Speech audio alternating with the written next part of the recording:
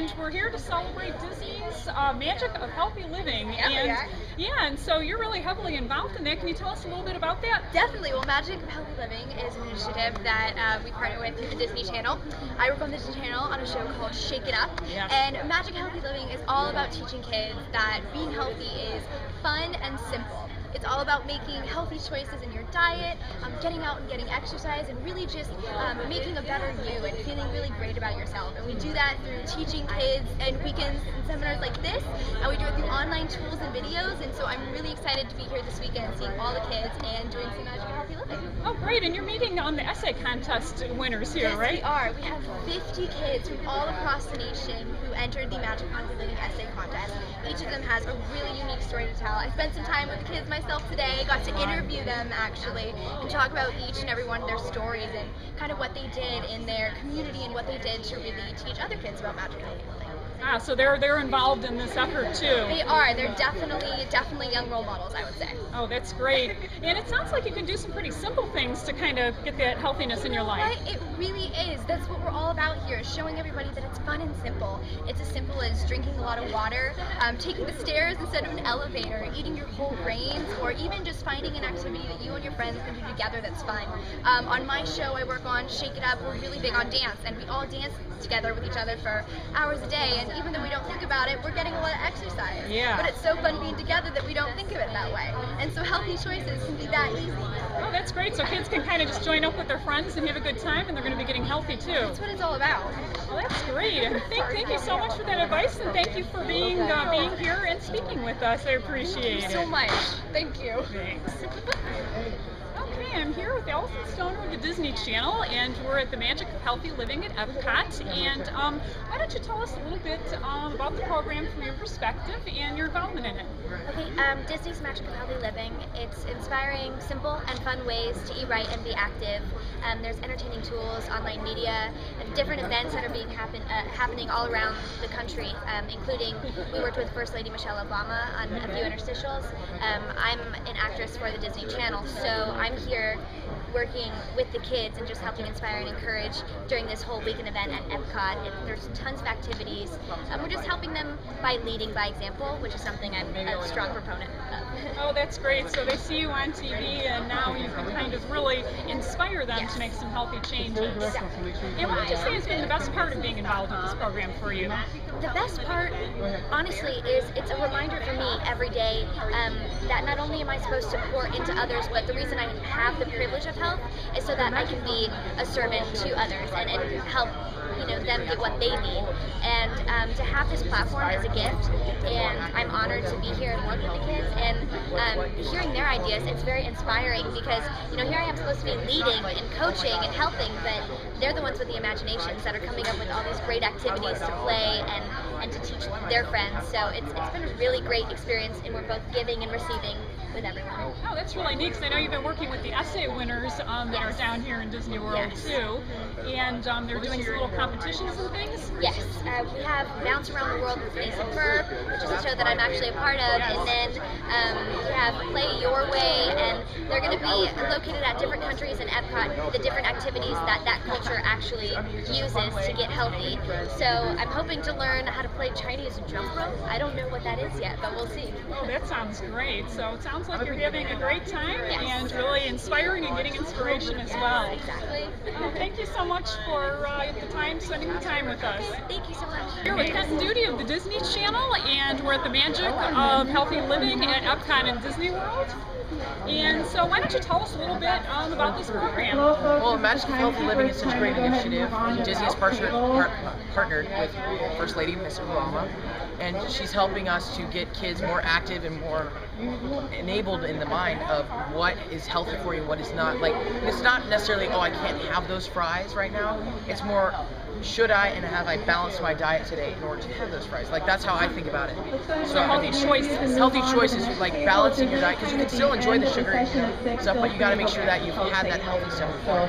So it can be kind of simple if kids are really just putting a little fun into it. And it's just the thought and also the parents to help them out. Because the parents, have more experience, usually know a lot more about what's healthy, and the kids just understanding, hey, my mom and dad really want to help me here, and we can do something great. Yeah, so it's a family activity. It's a family activity, and it's a fun activity too, because you can go out and play tag, and you're getting an amazing cardio working out there, because you're like running constantly from your friends and family.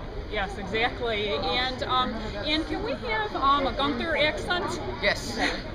Hello, baby. If you want to live long, stay healthy. Very good. Thank you so much. And thank you for chatting with us. Thank you very much. EPCOT with Mizrahi, and you are was a director of corporate citizenship at the Walt Disney Company? Yes.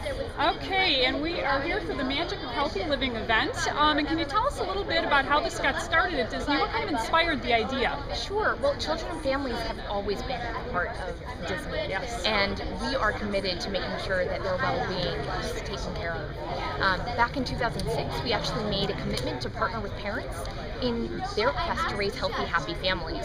And what that entailed was launching a set of landmark nutritional guidelines to associate our brands and our characters with a more nutritious portfolio of products. What that means is basically that throughout our parks worldwide, you can find a variety of healthy options. Throughout our foods that we sell in grocery stores, healthy options, and also the media that we use with kids, it role models healthy lifestyles. So it really started almost 5 years ago. Wow. Yes. And then it's kind of really blossomed into something big. You've got support all the way up from the White House. Yes, we do. We are so excited about what is possible when you make healthy living fun and simple for kids and families. And I think that it really resonates with families and parents, this notion of healthy living being fun. We have the ability to help parents and kids agree on healthy choices, and I think people are starting to notice that that is really a key ingredient in creating a healthier generation. Absolutely, and you've got the Disney Channel stars, and kids love Disney Channel, so it sounds like you've got the perfect outlet to really inspire the kids. Let's start that question again. Yes, Disney is uniquely positioned to make healthy living fun, no doubt. We have the stars that really can inspire kids. We have the ability to have these live events that really help bring healthy living to life in new ways. Yes. And we have wonderful characters that could also make healthy living just super exciting for families. Absolutely, and then you had the essay contest, and how has that worked out? I'm sure the winners are really excited to be here participating. They are thrilled. So among the thousands of essays we received, we had a distinguished panel of judges that have picked the 50 winners to be guests of honor here at the weekend. And they're going to participate in a one-of-a-kind triathlon, where they get to try new foods, new moves, and new ways to be healthy. I met with some of the kids today, and they are thrilled. And I have to say, the ideas from these kids are so inspirational. Everything from starting a community garden to having a vegetable sale instead of a bake sale. Really, these ideas can fuel a new generation of kids.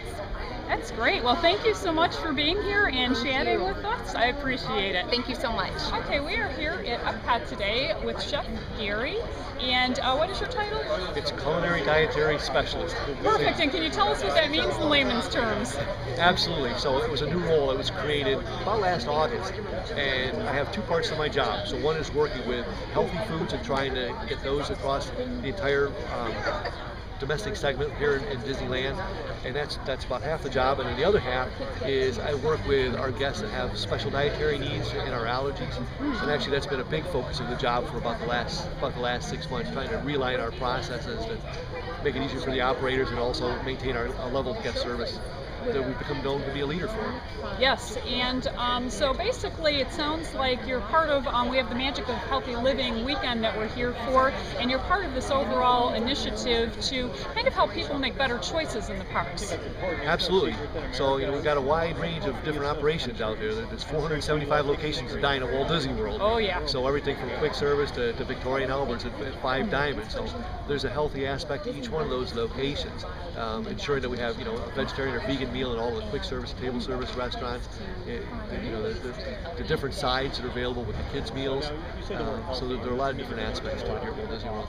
And what would you say, like, I know we have vegan friends that we've dined with, and they also do gluten-free diet, and I was really surprised when we tasted their dish, like the gluten-free bread and some of the offerings. How exactly do you make that taste really good with all of the restrictions? It was really good.